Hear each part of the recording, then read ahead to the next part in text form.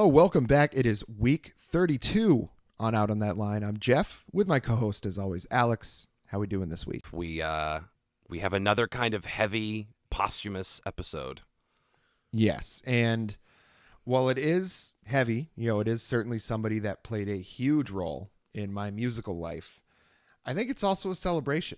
I think it's also a chance to look back at the things that he brought to the world of music. And we're, of course, talking about Earl Simmons, a.k.a. DMX, passed away, unfortunately, on April 9th at age 50. He had certainly his issues with drug use throughout his life. We'll get into that a little bit, I'm sure. And he went into a coma with a heart attack, just a lot of bad news, and he was unfortunately never able to come out of that. So he passed away alongside his family on April 9th. The world was kind of on pins and needles waiting for it. It seemed like it was kind of an inevitable thing that was about to happen. You don't tend to come back from those things as strong as he was as a human being, and as strong as he was spiritually. That just unfortunately he was not able to overcome that. Yeah. And this is going to be an interesting episode because I remember when I texted you, I was like, what if we just, DMX had just passed, and it's like, what if we do a DMX episode?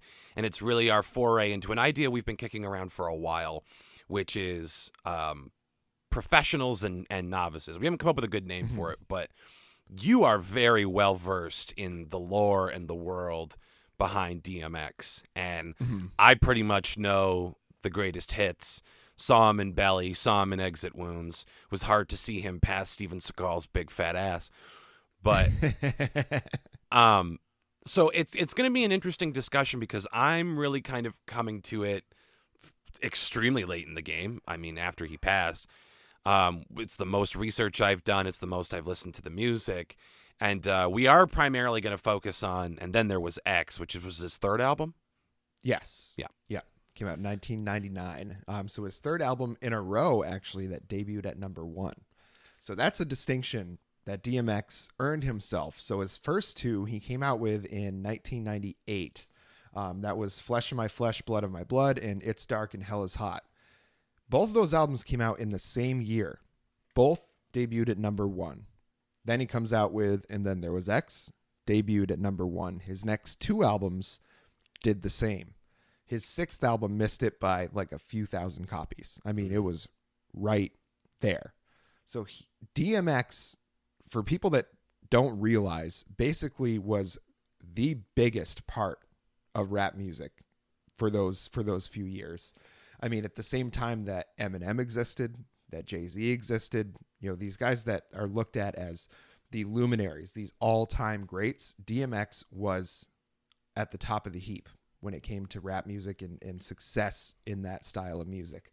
I think only the Beatles, at the point that he had done it, only the Beatles had ever debuted with more albums in a row at number 1 to start their career. If I'm remembering correctly from what I read, he had 2 platinum albums at the same time, which was Flesh of My Flesh, Blood of My Blood, and It's Dark and Hell is Hot.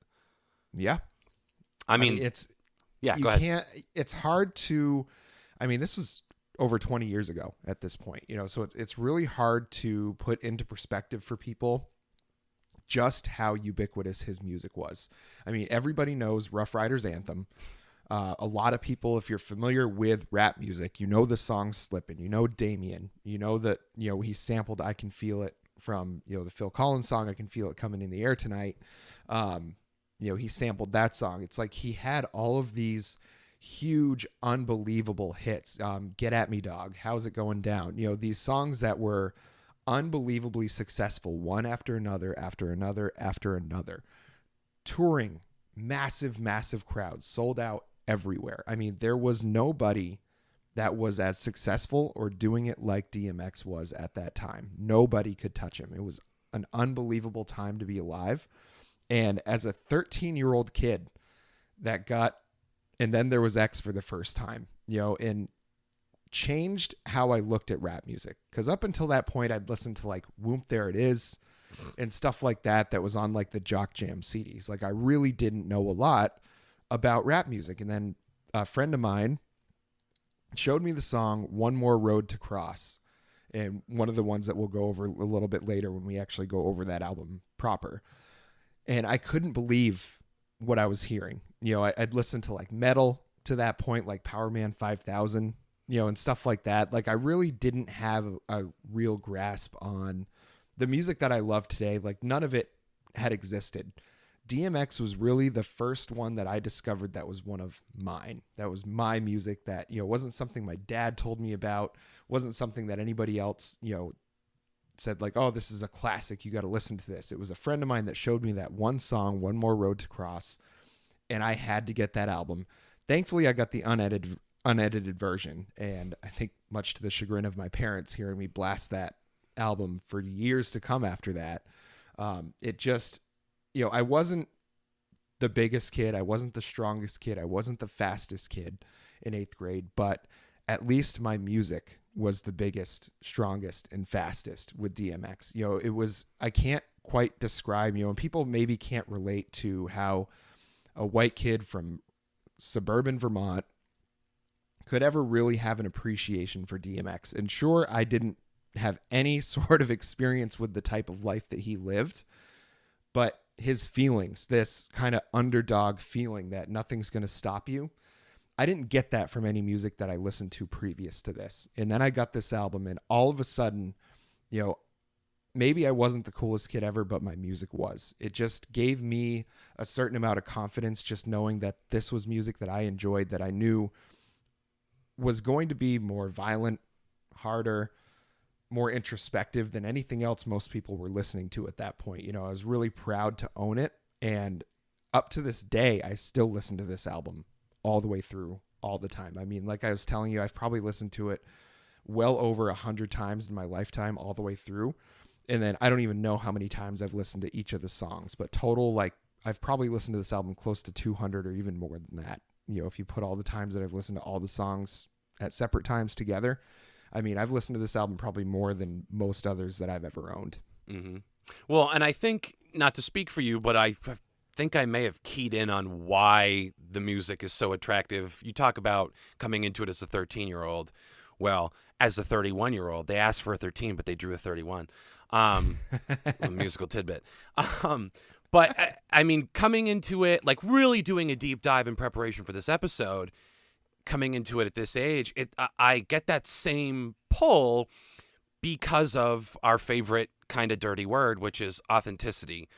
Mm-hmm. Sometimes you can listen to rap, especially stuff that was coming out in the late 90s and the early 2000s, and you don't really believe that these people believe in the things that they're saying, or they were really influenced by any of the stuff that they're rapping about. And DMX, from the research that I've done, he was around late 80s throughout the 90s, but mostly just guest starring on other people's tracks, had his run-ins with the law. And then in 1997, a great story that I read was, as many people know, his main way of making money before he really took off was as a stick-up boy. So he was robbing somebody, and they got the better of him and broke his jaw. And that's when he got the call from Irv Gotti to go and perform for a bunch of producers who were like, the thing that's really big right now is like the oversized suits and Puff Daddy and like all that kind of stuff. We want some of that. And Irv Gotti was like, you got to just hear this guy DMX. So DMX, with his jaw wired shut, goes in to perform for these executives, and he had taught himself how to rap through the wires. This is how badly he wanted his opportunity. This is how badly he wanted his message to get out there, not to cash in. I'm going to throw a little bit of shade Jay-Z and Ja Rule's way, because they are his fellow luminaries in Murder, Inc., and they're like full-on fame whore capitalists. I think with DMX, you can distill him down to, it wasn't necessarily about becoming famous or the biggest. It was about getting your message out there. His fear was never being allowed to fly. And I think that, for me, is the connection to his music, is just a guy. Again, we'll get Uncle Frank out of the way early once again. Frank Zappa, it's being possessed by the music. Your purpose is your music, and trying to bring that to the greatest number of people. It's about that, not about you. Yeah. And he really, he has, on every album, he's got a prayer. on there, and a lot of people may look at that as like, okay, so he's talking about robbing people and killing people and doing all of these terrible, terrible things, but then he's also a very Christian man, very, very spiritual man. And, I think he represented a lot of sides of a lot of people at the same time. And one man, Earl Simmons, was so many things all at once.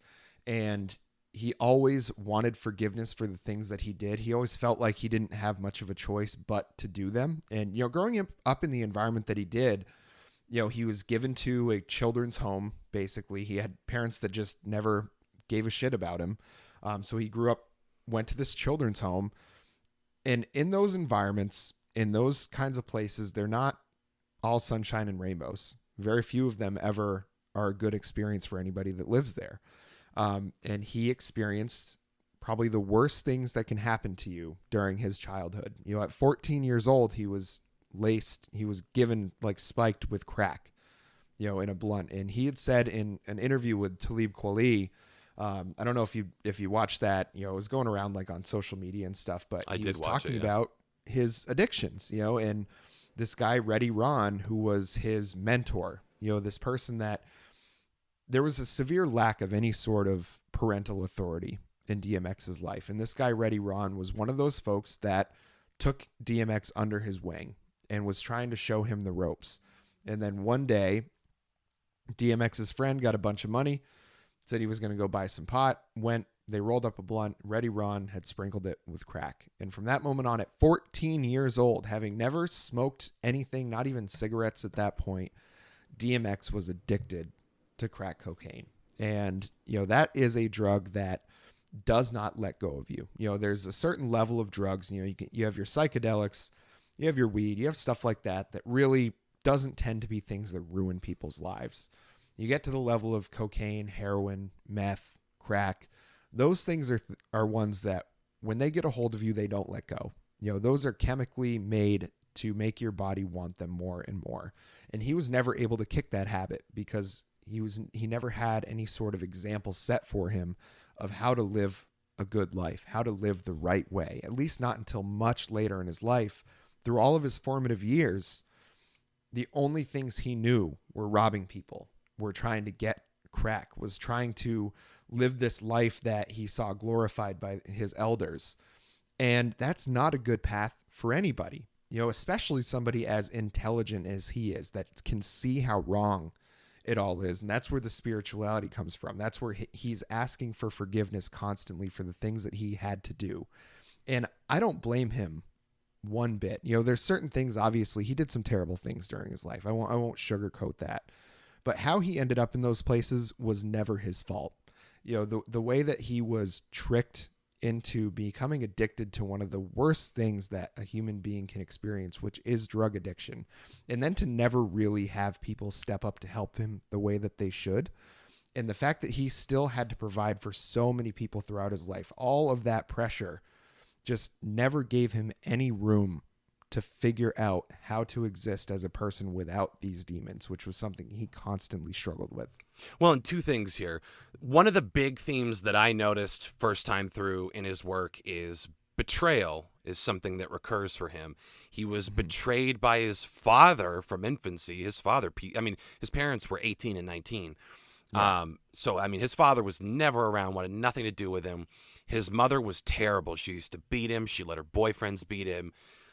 She tricked him into going to that group home and then fucking left him there, to the point where when he was a teenager, he was sleeping in Salvation Army donation bins because it was warm and no one would find him in there. He started bonding with dogs more easily than he did humans because dogs were loyal. Humans can only let you down. And then Reddy Ron sprinkling that blunt with crack and making him a lifelong crack addict to the point that it took his fucking life. That is a massive betrayal. And you're talking about that interview. I mean, he gets emotional in that. This is a guy that in his music raps about shooting people, stabbing people, sicking the dogs on people, doing what he has to do to survive. But one of the big and most interesting things about DMX to me is his vulnerability. He was an extremely vulnerable guy in a game like rap that that could be seen as a weakness. But what his strength was he had the vulnerability to open up about these things, but make no fucking mistake, he was the real deal. So if you mistook his vulnerability for weakness, he was going to make you fucking regret crossing him. Yeah. So he's a really interesting guy in terms of where he's coming from, and a lot of that is reflected in like the very Shakespearean quality of a lot of the things he writes about. Particularly one of my favorite songs off of And Then There Was X, but we'll get to that. And the other thing is, I feel like it's important to say, you're talking about the ways in which he hurt other people as a result of the way he was forced to survive. And that's all very true, and that's very accurate. A lot of people, when they think about drugs, are like, well, nobody stuck the needle in your arm. No one forced you to become a drug addict. You made a choice. No, he didn't. And he wasn't given much of a choice because of the circumstances of his birth. That being said, homophobia is a recurring theme in a lot of his songs. Misogyny is a recurring theme in a lot of his songs. Violence is a recurring theme in a lot of his songs. He carjacked people. He robbed people. He hurt a lot of people. Yeah. So if you are someone who is offended by the idea of DMX or him being lionized in death, that is a valid way to feel about him. I think I mean, I'm not gay, so I can't be as offended as someone who is gay.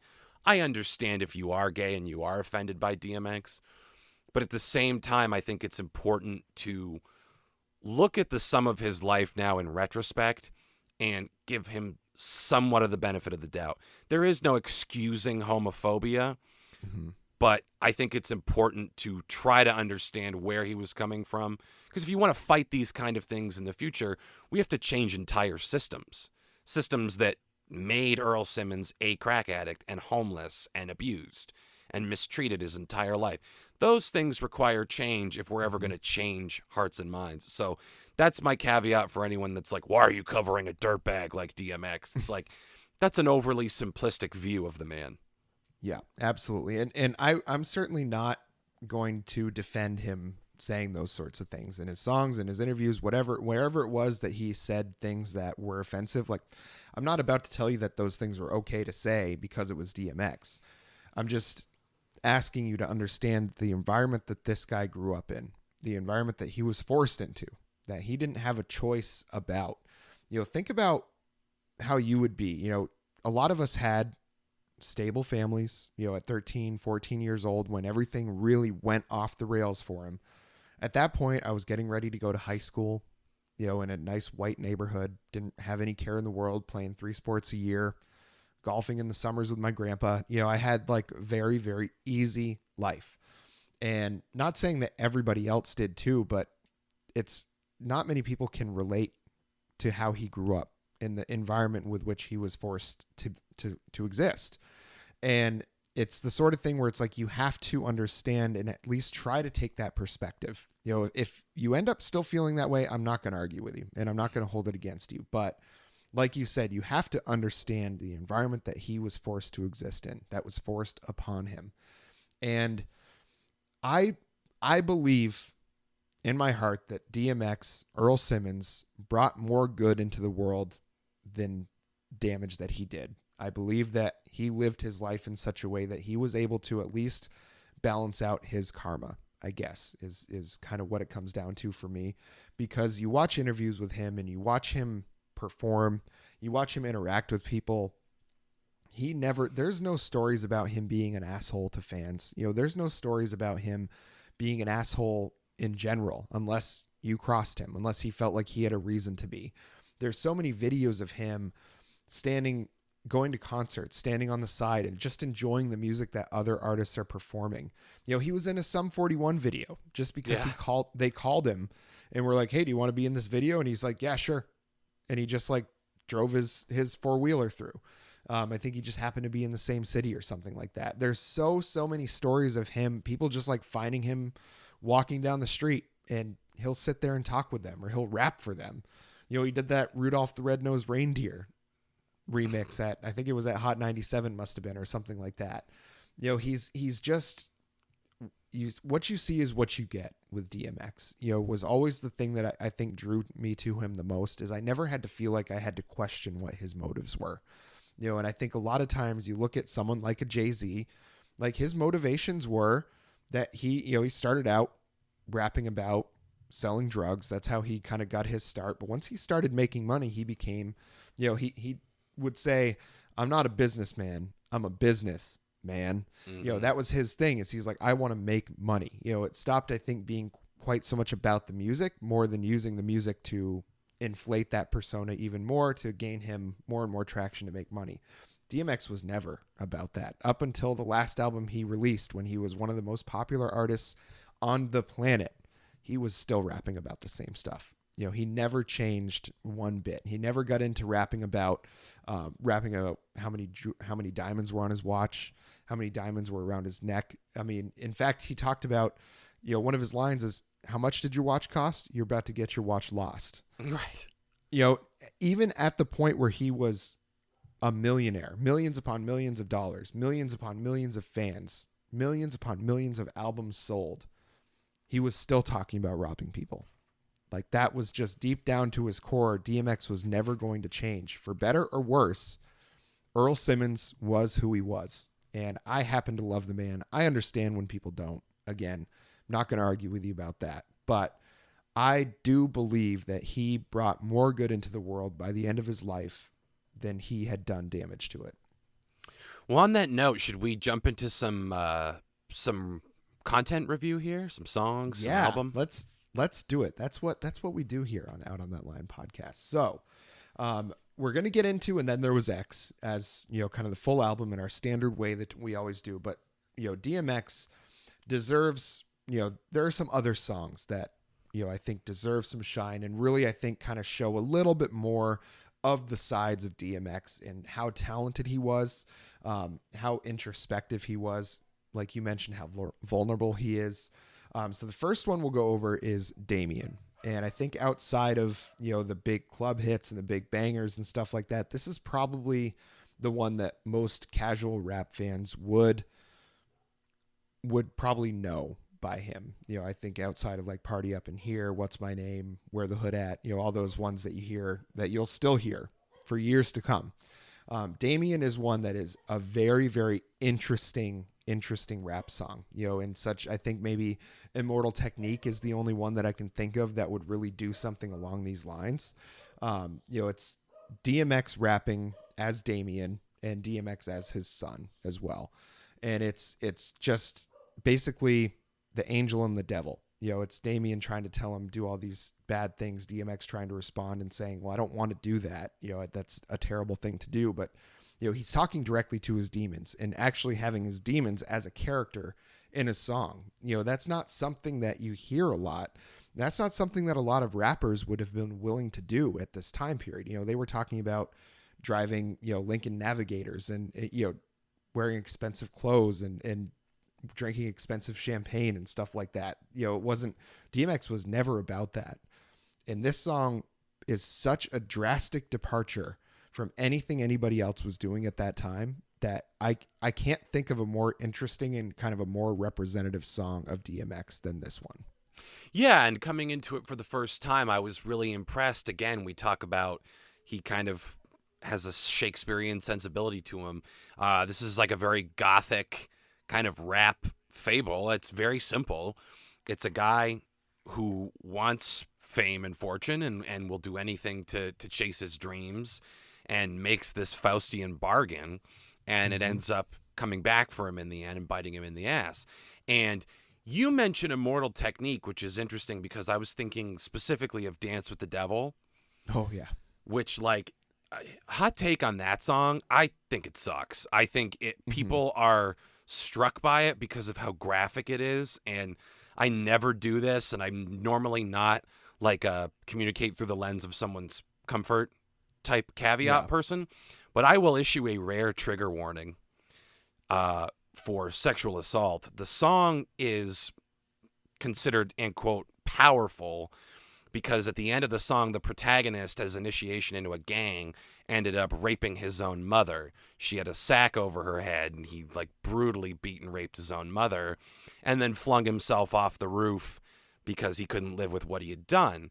And it's the equivalent of like Hostel or Saw. It's just gory and shocking without a lot of thought into it. And you can tell that Tech thought it was very deep, being like, oh my God, yeah, dance with the devil. You never know. And all of that graphic imagery has nothing on what's going on in Damien. It's just so quick, and DMX shifts between the characters so effortlessly. And it's this, like, I read an interview about him writing Damien, and it was right after he retired the character, because in his mind, he was like, Damien was that one kind of sinister persona that was asking me to do bad things to improve my position. DMX is also kind of a character who is tempted by these things that Damien is offering. And then somewhere in there you have Earl Simmons, the man, who is the one that's subjected to all of these forces. And that just started to weigh on him a little bit. And your mileage may vary with artists when they talk about abstract stuff like that, but I believe him. I think that continuing to revisit this character weighed on him, and he delved farther into his faith to combat the dark road he felt like he was going down. So I think it's a really interesting song. Yeah. And the chorus, very simple. The snake, the rat, the cat, the dog. How you going to see him if you living in the fog? And that's his way of, like, he's always searching for clarity on things. You know, there's always things that swirl around him. His addiction, you know, his desire to be violent, you know, all of these things just keep swirling around him, preventing him from becoming the man that he thinks he should be, but he can't help but keep falling victim to them, you know, and that's that kind of Damien character. That's those are the things that he's rapping directly to, you know, and it's such an interesting thing. And not saying that other folks haven't done, you know, introspective music, not only just in rap, but, you know, other genres of music as well. But I can't think of a better representation for talking directly to your demons than Damien in any genre of music, in any form that you want to listen to. I just don't know if it's ever done better than this. Yeah. And like you said, while other guys were rapping about how much their watch cost, he's talking about he's bringing up Faust, you know? So. Yeah. Yeah. And as far as I know, he was a pretty well-read person as well. You would have to a very imagine, curious person. Yeah. Very curious in his life. The next song is Slippin'. And so I had sent you a few songs, you know, outside of And Then There Was X, because I was just like, you know, I think, you know, And Then There Was X was probably his biggest album, just because Party Up in Here was on it. Yeah. You know, it's just is what it is. When you have a huge single like that, that tends to be the album people pay the most attention to.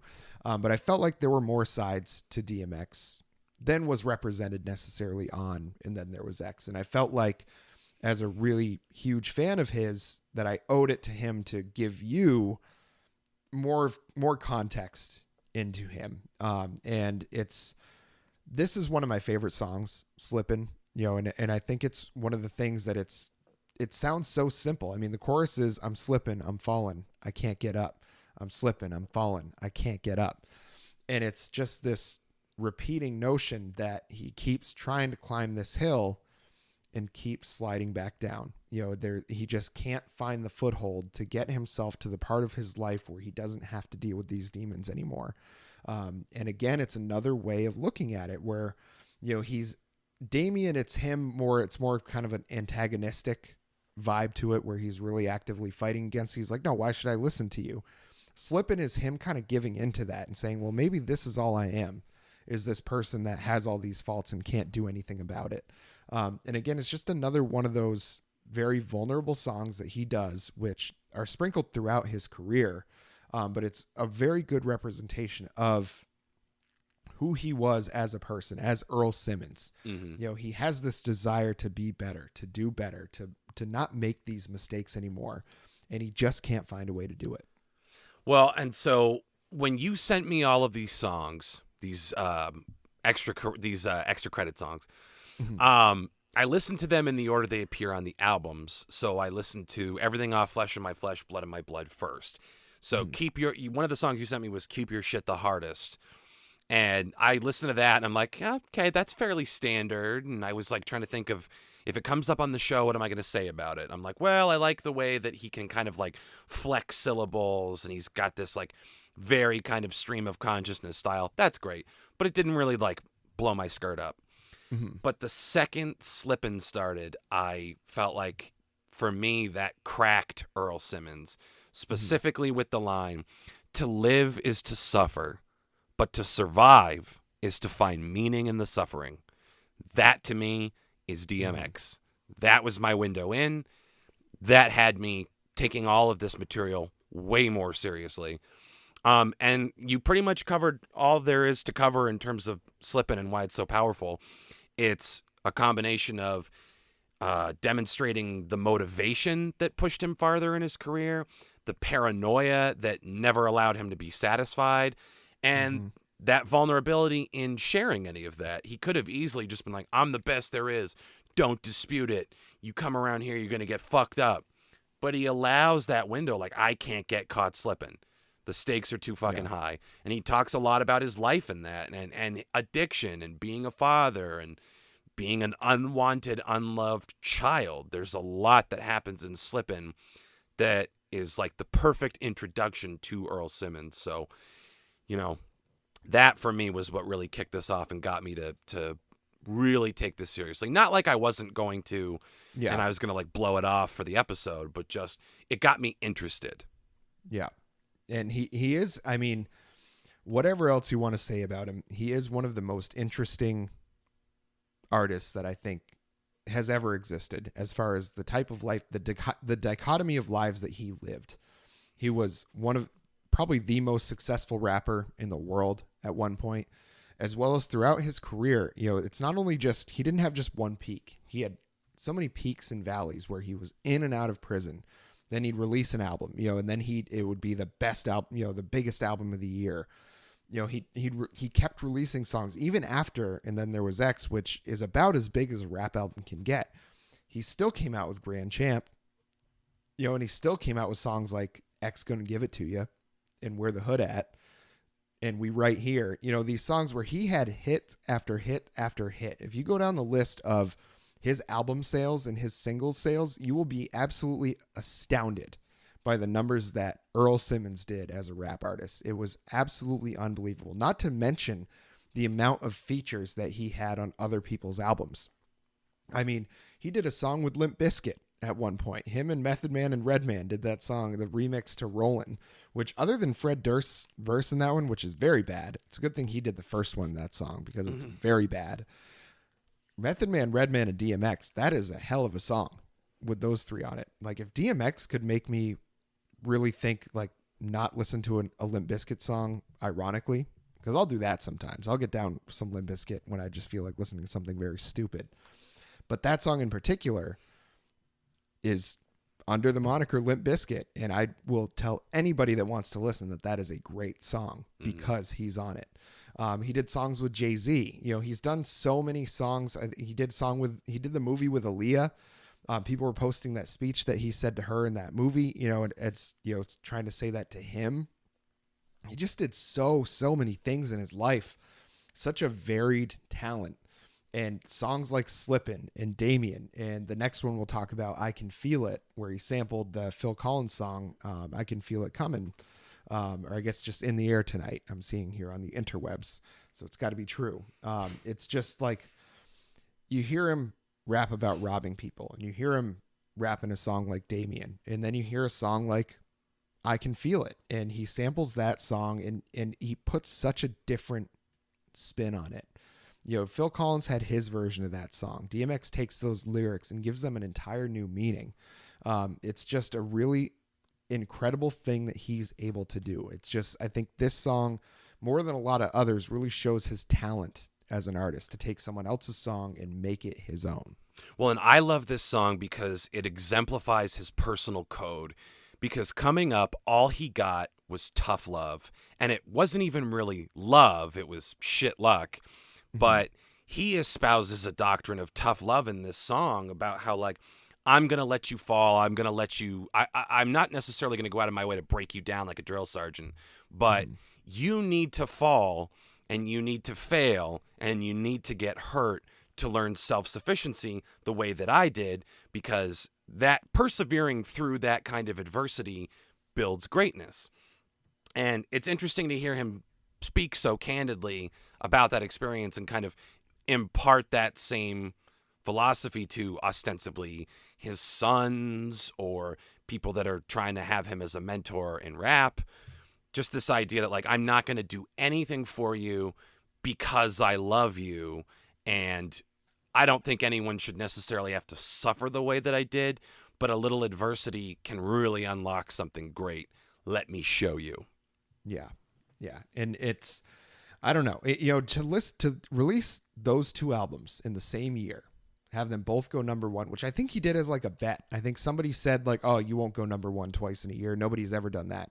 I think the only person that had ever done that was Tupac. Up until that point was looked at the biggest rapper of all time, next to probably B.I.G. But DMX was like, yeah, I could do that. And somebody was like, yeah, right. And so then he went and did it. Just like the confidence he had in his abilities, I think the only thing equal to that were his demons, were the things trying to hold him back, and it's just, what must it have been like in his head to come up with songs like Damien and Slippin' and I Can Feel It, at the same time coming up with songs like Rough Riders Anthem and Party Up in Here and What's My Name and Where the Hood At, just the ability to go from one to the other so seamlessly. I don't know many other artists that are capable of doing that. I don't know how many others have ever done that. Maybe Tupac, maybe B.I.G., but that's about it. Mm-hmm. Well, what do we got next, Geoff? Well, I say we get started on the album. So we're going to start talking about And Then There Was X. Now, the song I was referencing is the second song on the album, One More Road to Cross. This was the one that got me into DMX in the first place. So this one is always going to have a special place in my heart.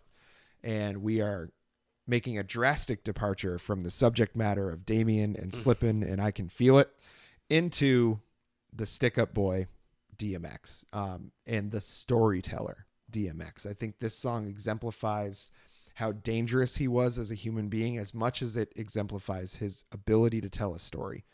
And we're not just talking about, he doesn't just talk about killing people. He doesn't just talk about how he's going to rob you. He talks about going in first to case the joint, seeing how many people work the register, when they bring the money to the back. It's talking about things like Omar from The Wire. This song kind of screams Omar from The Wire. If people aren't familiar with that, I feel like at least some of that character maybe was based on DMX. I don't know.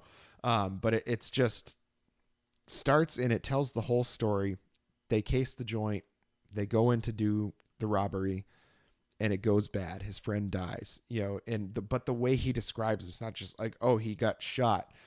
He said he opened his mouth, said nothing, and fell out flat, because they just shot him in the back, and it's just like the way he paints the picture, the way he paints the scene, you can see it. It's like he's rapping a movie. It's just a really incredible song. And one of those ones where when people talk about DMX was a scary human being, this is the kind of song that they're talking about, because that this was not fake. Maybe he didn't do a robbery that ended exactly like this, but this came from a very real place that he experienced. Yeah, and it's definitely like the best example to me of that super gruff delivery, because I haven't heard him, but I guess there are old demos where he just sounds like way sweeter and younger and cleaner. Mm-hmm. And he started affecting the dog growl. And it's his signature, and it completely works. And another thing about this song is, to me, it exemplifies that shift in rap in the 2000s where the music, the production, almost became 2D. And I don't mean that as a diss, but it's like very forward in the mix, very flat, but not to the point where you're like, oh, this fucking sucks. Again, yeah. I think a lot of the times the beat is kind of the skeleton around which the rapper puts the muscle. Yeah. But it's that, I don't know how to properly describe it other than these like very chintzy, flat kind of sounds and like heavy thudding beats that became so ubiquitous in rap. It's like he started all of this. You still hear it in like SoundCloud rappers today who buy a patch kit and just put it in there and build their own beats, and you can tell that they were self-produced on the cheap, and that is aping something that actual money went into. It was a conscious stylistic choice on his part that has endured. So, for that reason, I enjoy checking this one out. Yeah, this one, I mean, it starts this album out. He always has intros on his albums as well. And, this one, the intro on this one is basically just barking dogs. Yeah. It's just DMX personified pretty much. He's just like starts out, he's like, get him boy, get that motherfucker boy. And then it goes into One More Road to Cross. And it's a very deep, low, bass heavy beat to it. And it's just a very heavy song as well. Talking about people getting killed. They went in to just rob a liquor store and people died. There were shots fired. It's just like not a story that you heard.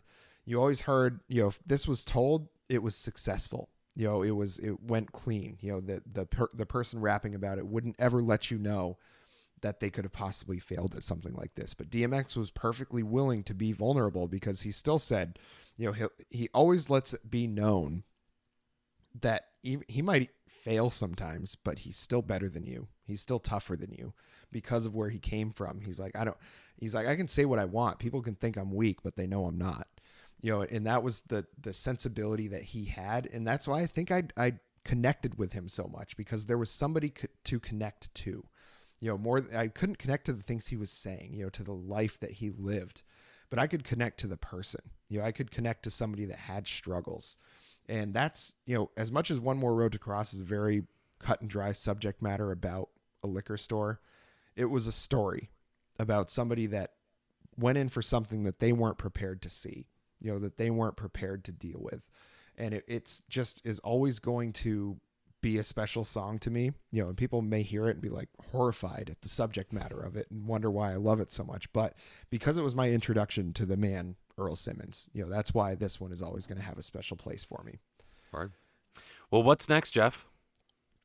Well, possibly my favorite song on this album, and I think hands down one of his greatest songs. And I think In Death holds an even more special meaning to me. And that's the song Fame. It's the fourth song on And Then There Was X. And this was actually one I was very happy that you had picked as one of yours. I was excited to see what you were going to pick. And I mean, I love every song on this album, but this one more than most, pretty much. So I was really happy to hear you pick this song, and I'd love to hear why. I think because it's a distillation of his philosophy and an explanation of his mission, and not necessarily glorifying any of this, but demystifying it. So I look at the lyric from it. Take it for what it's worth. My birth was a blessing, sent to live and die on earth as a lesson. We each have a star. All we have to do is find it. Once you do, everyone who sees it will be blinded. This is a man who knew that life and death were both inevitabilities, but as long as he could reach his own potential, justify his suffering. We go back to that quotation about to live is to suffer, but to survive is to find meaning in it. That's what this song is him finding meaning, explaining the meaning that he found in all of the miserable events that got him here. Fame in and of itself is unsatisfying because it'll never be enough. In much the same way that he's an addict, you're always going to be chasing the next, once you get to the top of the mountain, where do you go from there? People would say down, but what do you do? It's a fleeting sensation, fame. So in that sense, he wasn't that interested in it. But once you're a commodity, people want more and more from you, and they expect different things, and they're going to try to change you or take advantage of you. So this song is, again, kind of this mission statement that I feel like he could look at whenever he needed to keep himself grounded. He's never going to be the guy rapping about his expensive watch. Remember exactly why you're here. It is to make meaning out of your suffering. Yeah. And I think this one contains another line that exemplifies DMX as a man. 'Cause ain't no shame, they don't make him like this no more. Real to the core, big heart, but built for war. It's as vulnerable as he was just as tough. And there were two sides to that coin, and you could see both at the same time all the time. It's just a very much, this man lived a big life. He was a big personality, a big presence, had tons of demons, but had a lot of love to give as well. And he did everything he could to give as much of that love out as he possibly could. That children's home that he grew up in that he hated, a lot of people would just forget about that place and pretend it never existed. He went back constantly. He made sure that those kids were taken care of the best that he could, whether that was just donating money, spending time with them, whatever it was. He didn't want somebody else. He wasn't one of these people that, because he suffered, he felt like other people had to as well. He suffered, and he wanted to do everything he could to make sure other folks didn't have to deal with those same things. He just really, I can't describe, I guess if people want to do their own research, they can look up his charitable endeavors, the things that he did to try to make up for the type of life that he lived, because he didn't want other folks to have to deal with that. He was like, I might not be able to deal with my demons, but maybe I can save someone else from theirs. And I feel like that's, a lot of folks would think he saw himself as a martyr, that he saw himself as this kind of like Christ-like figure, but I don't think he ever really considered himself on that stage. I don't think he ever put himself on that pedestal. I think he looked at himself as an example of what not to do, of how not to live your life and how to be somebody to look up to as best as he could. And I think Fame is one of the best songs he ever wrote, as far as the flow, the lyrics. I think this one gives you a very good idea of who DMX was constantly striving to be. Whether he ever got there, I don't know. I don't think he knows. I don't think he was ever satisfied with where he got to in his life, as far as making up for the things that he had done. But this song, I think, is something that when you look at his whole life, you can look at the song Fame as a representation of what he was trying to do. Mm-hmm. Yeah, I agree. Yeah. What's next up? This one is Here We Go Again. So this one follows a skit where it's DMX sitting with a kid. It's just said kid in the song. I don't think they ever named them. But the kid is talking about, that he just wants to get this money, that he doesn't care what he has to do. He says, I'm trying to eat. I got to get this money. And DMX says, you got to think about loyalty. You got to think about family. If you got loyalty, the money will come. And the kid says, no, I'm trying to eat. Like I'm ready to do anything for this money. And DMX says, give me my motherfucking blunt back. You got a lot to learn. And then it goes into Here We Go Again, where it's him talking about betrayal. What you had brought up before, this betrayal. And as hard as a man as DMX was, where this sort of betrayal he describes in the song would normally get somebody killed, but he loved this person. So he said, at the risk of my own life for letting you go, I'm just never going to talk to you again, but you have to go your own way. Like I can't be seen with you anymore. I can't associate with you anymore, or I'm going to get myself killed, but you have to go your own way. And if you come back and I'm warning you, if you come back and try to play this game with me again, I'm not going to be hesitant next time. It's those sides of Earl Simmons that often in every single song, you get a different side of him. You get a different look into his soul. And this is one of those ones where it's, he talks about the betrayal, but betrayal hurts more when you love somebody, and that's what he's talking about here, is this person that he had brought up, that he tried to show the right way, that he tried to have do the right things, that not make the same mistakes that he did. But, the game is the game, mm-hmm. as they say in The Wire. And this kid wasn't getting what he thought he needed. He was greedy. And DMX said, you can be greedy, but don't do it around me anymore. We can't have this. Like, my people want you dead. I'm letting you go, but you can't be seen around me. And I think it's that sense of DMX will give anybody a chance, but if you cross him, it is going to be bad news for you. Yeah, and it kind of dovetails with this idea I talked about earlier, where he's got a very specific code that is largely based in hard truths and tough love. And there's an element of that here. And it's a song we're not necessarily going to get deep into, but it's a lot of the same things as Don't You Ever, which, if you'll allow me a little nonsensical dalliance, my notes say, this is an entertainingly confrontational song. I could absolutely see this in an alternate version of the movie Labyrinth, where instead of David Bowie singing Magic Dance, it's just DMX and all the goblin puppets with guns. But it's very much that same warning, which is like, I am a man with a code. You know what to expect from me. And knowing that, I'm not an unpredictable animal. I have a code. I have predictable patterns of behavior. So if you know what you're going to get, why would you try to fuck with me? Just don't do it. It's a stupid idea. You know what's going to happen. Play a stupid game, win a stupid prize. And that's very much the same sentiment that's going on with Here We Go Again. Yeah. And again, I think it describes these two songs. You know, I kind of like the way that you brought this one up because it describes the different sides of him. Like, Don't You Ever is just straight up, don't fuck with me or I'm going to kill you. Like, that's straight up what the song is about. That's it. You know, the chorus is, all it says is, now don't you ever fuck around. It says that 4 times, sorry.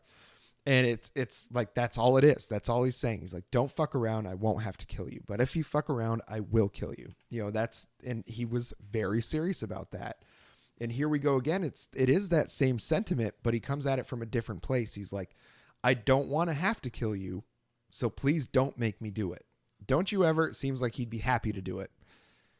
Here We Go Again, you know, he'd be very reluctant to pull that trigger, but he will because of that code that he lived by. You know, he's like, don't fuck with me and I won't have to end your life, basically. And as much as a lot of rappers, I'm like, okay, well, yeah, he rapped about that. I don't know if he actually ever really did that. I believe every single word that DMX ever uttered in a song, ever uttered in an interview. I don't think this man was a liar at any point in his life.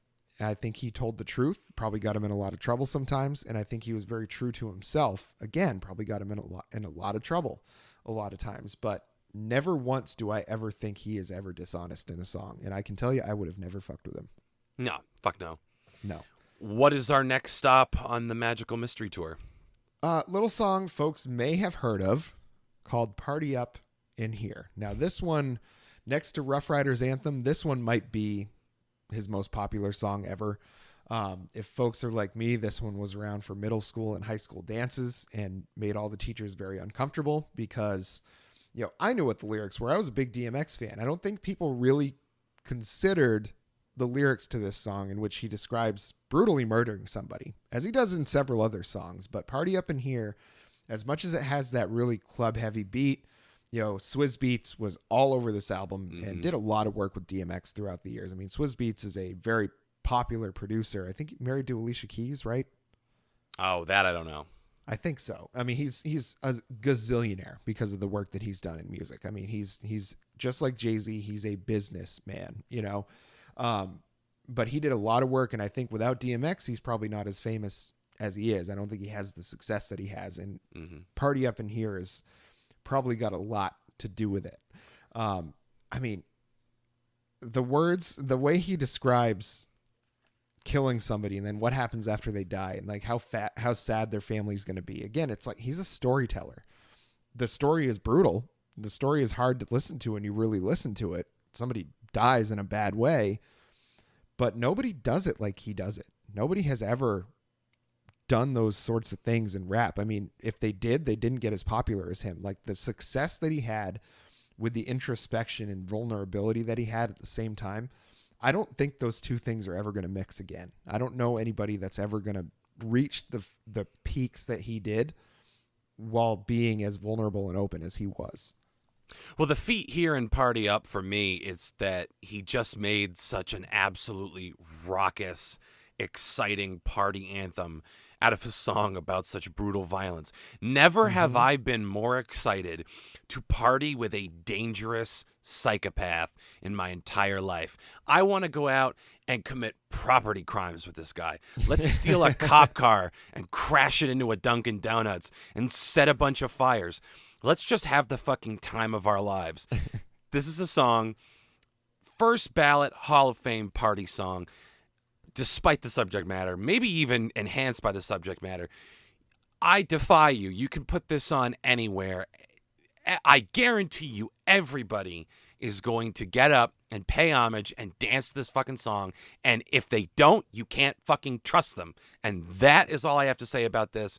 We couldn't not talk about this album and talk about this song. So, just letting everybody remember how good you got it when you listen to fucking Party Up. Yeah, it is not a fucking game. I just have to, the lyrics in this song, I have to say there's a little 4-line section in verse 3 that I think is some of the best work he ever did. Listen, your ass is about to be missing. You know who gonna find you? Some old man fishing. Grandma wishing your soul's at rest, but it's hard to digest with the sounds of the hole in your chest. Just, again, that imagery, that the storytelling, nobody else was doing this at the point that he was. I mean, this is a violent song. Violent all the way through. But people were dancing to this in clubs like it was Dancing Queen. It was like how he was able to have this be such a crossover song with the violence that's in it. I'll never understand, but I guess it's just because he was that talented that people just didn't pay enough attention to it. It was that much of a banger of a song. Yep. I mean, like you said, we were, 13, 14-year-old white kids awkwardly grinding on other white kids to a song at the time. You're just like, yeah, party up in here. Mm-hmm. And then the older you get and the more you look at it, that same old man fishing line was the one that stuck out to me. There was an airbag recall in my car, so I had to go sit at the dealership today and wait. So I went through the album again, and that line just like more and more just kept poking me. And I kept going back and listening to it over and over again with this huge smile on my face because I'm like, this sick bastard is so goddamn clever. It's kind of a fun thing. Yeah. And also I have to say, what's going to be the outcome? Let's add up all the factors. You whack, you twisted, your girl's a hoe, you broke, the kid ain't yours, and everybody knows your old man say you stupid. You'd be like, so I love my baby mother. I'll never let her go. Oh man. He's just such a good rapper. He's just so good at it. And I don't know. I don't know. I'm jealous of people that have that kind of talent. I'm obviously not jealous of the demons that he had, but to come up with things like that while dealing with the things that he was dealing with, and to come up with things like that consistently. I mean, to come up with lines like that wasn't just a flash in the pan. This whole album has them sprinkled through. Oh yeah. Yeah. And we'll get to one of my my favorite examples of that. Yeah. I do have to, I know we said we weren't going to talk about what these bitches want, but I do have to give credit to one of the greatest rap verses ever recorded. There was Brenda, Letitia, Linda, Felicia, Dawn, LaShawn, Inez, and Alicia, Teresa, Monica, Sharon, Nikki, Lisa, Veronica, Karen, Vicky. Cookie, well, I met her in an ice cream parlor. Tanya, Diane, Lori, and Carla. Marina, Selena, Katrina, Sabrina, about 3 Kims, Latoya, and Tina. Shelly, Bridget, Kathy, Rashida, Kelly, Nicole, Angel, Juanita. Stacy, Tracy, Rana, and Rhonda, Donna, Yolanda, Tawana, and Wanda were all treated fairly, but yet and still, bitch is on some other shit now that I'm fucking with Drew Hill. Yeah, take that, Lou Bega, you dumb asshole. What'd you name, 5 women? Yeah. Just unbelievable. I mean, just made an entire rap verse out of just women's names. And I have to believe, probably every one of those is true. Well, yeah. I would guess, about the fact that he just throws in about 3 Kims in there is just such, that's why he's better than anybody else at the point that he was rapping. Like, yeah, is exactly why. It's like Gilbert and Sullivan for gangster rap. I very much appreciate. I am the very model of a modern major general, like that kind of thing. I've never heard him described like that, but man, that's a good way to put it. That is a good way to put it. Another one that you had picked, coming for you. I think that was you, wasn't it? Is that Okay, maybe I picked. I mean, I would have picked every song on this one. Don't sell yourself short, Geoff. Sorry about that. This one was like I don't know any other way to describe it than like horror rap, like horrorcore hip hop maybe. He starts out, look in the mirror, say my name 5 times, turn out the lights, then I done took 9 lives. You know, it's like talking about the Bloody Mary thing, you know, but he's like putting himself in that. He's like making himself this like otherworldly evil spirit. And this song is just like a very heavy, very scary song, the same way that one more road to cross is. Oh, and Damien comes up again in this one. Yeah. It's another visit from our old pal Damien. Yeah, he didn't totally drop that character as much as he said he wanted to. I guess those demons always come back. He says my real name is Damien and my girl's name is Carrie. That poltergeist bitch is hot but too young to marry. Just like Jesus. I mean the lines. I can't imagine how he comes up with this stuff. Like, I don't know. I can never come up with stuff like that. So it's like I could never put myself in the perspective that, to come up with things like that. But man, like obviously talking about my girl's name is Carrie, talking about the movie Carrie. But just like, I don't know. I don't know how he does it, but every single song on this album, like it just is burned into my brain. This is one of my favorite albums of all time. And this song, just like I knew when I was listening to this one that nobody else was listening to a song that was harder than this one. Mm-hmm. Yeah. They were probably all listening to that Britney Spears song. Sometimes I run, sometimes I hide, sometimes I'm scared of you. And you just have DMX being like, you should be scared. Yeah. I would be scared. I think, was it Nick Swartzen or somebody? There was a comedian that like part of their act was talking about DMX and they were just like, I like listening to any rap, a lot of rap is really good, but DMX, he scares me. Like he scares me. Cause I think just the conviction that he raps with, the way that it's like, I know he's not kidding about this stuff. Like he may not have killed people in exactly the ways that he's describing in the songs, but he has killed people. He has robbed a lot of people. He's lived the life that he talks about. And you mentioned in the beginning that dirty word, authenticity. He has it in spades. And I mean, this song is just like where his mind was at. I don't know, but I'm glad it was wherever it was at the time he wrote this song, because I still go back to this one constantly. Mm-hmm. Yeah. Yep. I love it. And I shouldn't, it is a fucked up song, but I love it. Yeah, but you're appreciating it from a distance. It's you know what I mean? It's like admiring a painting in a gallery, if someone painted a violent dismemberment, you didn't participate in that. Yeah, that's true. That's fair. Now the last song, this one was one that you did pick. And again, I'm glad you did, because I guess 33-year-old me understands this one now a lot better than 13-year-old me did. I didn't know a lot of things he was talking about in Good Girls, Bad Guys. And my goodness, what a song. What a jam. I'll preface this with, sorry I always pick the sex songs, you guys. But I think this is, this was such an interesting way to end the album, because it's this whole album full of like really dark, really aggressive, really purposeful, thoughtful, really interesting material, to then end with this like very upbeat, very sexy, kind of almost pop adjacent song. And the subject matter is so interesting and done as only Earl Simmons could do it, from what I've learned about him in this deep dive. But essentially, Good Girls, Bad Guys is all about the concept of opposites attract, but also a bad guy. Why do good girls fall for bad guys, and why do bad guys entertain these good girls? They're from different worlds, ostensibly. But a bad guy wants the challenge of corrupting a good girl, and a good girl just wants to feel dangerous and dabble in the dark arts. But what's so interesting here is it's not one-sided at all. They both think they're in charge, and that's what kind of adds this great... Again, we talk about Shakespearean material, and it very much reminds me of something like The Taming of the Shrew, where it's a true battle of the sexes. And I would just like to point out 3 very important lines that are kind of close to each other. I've broken them up a little bit.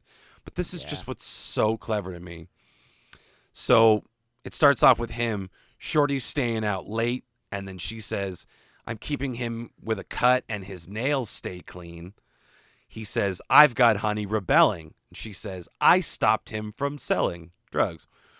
And sorry, Jeff's dad, if you still listen to this for the next part. But DMX says, I got honey sucking dick. And the girl says, and I got you eating pussy. So it's just this like back and forth. And I'm not doing it as much justice as DMX and the woman on the track do it. But it's just this back and forth about like, I'm a little bit country, I'm a little bit rock and roll. Or it's just this trade-off where they each think they've got the upper hand, but they're both working on each other. And like they both think they're so fucking sly, but neither of them is in charge. It's this very delicate dance. It's just so clever and funny again after this really heavy album.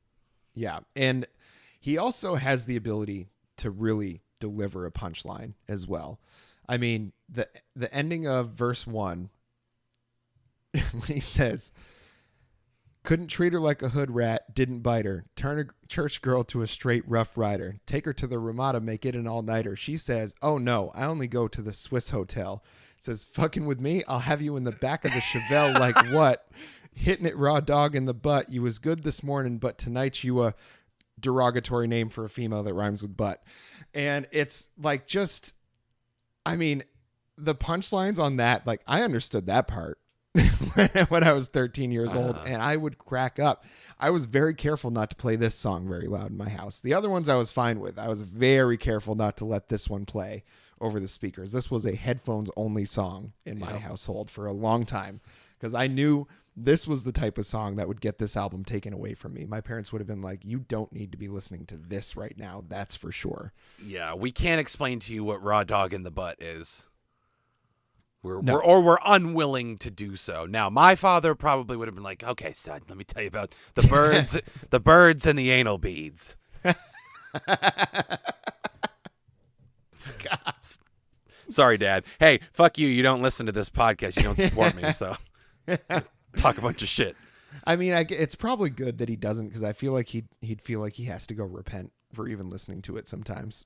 Yeah, where did I go wrong with my son? Yeah. This album, I don't know if there's anything more you want to say about this song. But it is, as far as album closers go, there's a lot of heavy stuff in this album. There's a lot of very happy stuff. I think Fame, is a bright spot on this album. What's My Name is your classic kind of rap bravado song. Party Up in Here was the biggest song on the planet at the time that it came out and for years afterwards. I mean, about a brutal murder, but somehow still like got played in every single club. Like I think they made like a Kids Bop version of it. Like, I don't know how you changed the lyrics enough to like make a Kids Bop version of any DMX song, but they somehow did it. I don't know how. They must have just completely changed everything. But it's just like, he's just that good of an artist that he can come from all these different angles and have them all be just as good as the last. And I think this album represents DMX at his absolute best from top to bottom. Mm-hmm. Well, and I've still got some work to do. I've listened to the select cuts from Flesh in My Flesh, Blood in My Blood. I'm gonna fuck up the name of the other one. It's Dark and Hell is Hot. You got it. Yep. And this one. So I mean, like the first three, but I definitely like to press on because again, it was a gap in my musical understanding. Because you, more than once over a nice Labatt, would opine like nobody's done what DMX has done. He's got those 5 #1 albums, 2 platinum at the same time. And I was always like, well, that's fine trivia, but I'm not necessarily that interested in the music. Mm-hmm. But once again, it's unfortunate that it took someone's death to motivate me to check out their body of work. And I'm not going to act like the #1 super fan, especially while I'm on a call with you. But I'm definitely interested, and I think I'm definitely going to go through the rest of DMX's stuff. And he's a lot more complex than I think I realized at the onset. So this was a very fulfilling dive. Yeah, he is. I mean, I don't think there's any rapper ever that I'm ever going to like more. The DMX, it's just everything that I want out of music, he accomplishes. There's the introspection, there's the bravado, there is the commentary. He doesn't tend to get too political, I don't think, in any of his albums. I think in his later ones he does a little bit more. But he's just trying to make his way in the world as Earl Simmons, but those demons are always after him. The people that want to bring him down are always trying to bring him down. It's just, his life was a struggle, and there's no other way to really put it. As much joy as he found in his life, he had to fight for it. That none of that was ever given to him. Just like his struggles were basically handed to him on a platter, that he didn't have any choice but to eat from. When he smoked that blunt that had crack in it, I can't imagine what would have been different about his life, or how much different his life would have been if that never happened. If the first time he was offered it, if he knew about it, if he had known that there was crack in that blunt, if he'd been like, no, I don't want that. And then what maybe could he have done with his life that might have been a little better? I don't know if he would have ended up the same kind of artist, but if it meant that the man was going to be a better human being and accomplish the goals that he really wanted to in life, I would have been fine without his music. If it meant that he'd still be alive and not have had to deal with 35 years of drug addiction before it finally took his life. And I encourage people to look into his life. If all you know about DMX is just the party songs and just that he barked like a dog, I encourage you to dive a little deeper and check it out. I know you will, and you already have by listening to this whole album and some songs from other albums. You've already dived a little deeper than most have. And I just encourage people to do that, because he was a very complex man, but the music that he created is some of the greatest to ever exist. And I will stand by that. I mean, I don't know anybody else that in one human being has the talent, the demons, the inspiration, the motivation that DMX had in his body, and I don't know where that comes from. Some sort of divine intervention brought him to this world and helped him create this music. And I think on the other side of that coin made his life difficult as well. And I think it's one of those things where he was never going to have it easy. But at least he was able to express himself. Mm-hmm. I am going to leave it with a quote from Fame, because, I think it's something that is a very good message. And I think it's something that he was really proud of, the love that he gave to the world. So we'll end it after this. Now, if I take what he gave me and I use it right, in other words, if I listen and use the light, then what I say will remain here after I'm gone, still here on the strength of a song, I live on.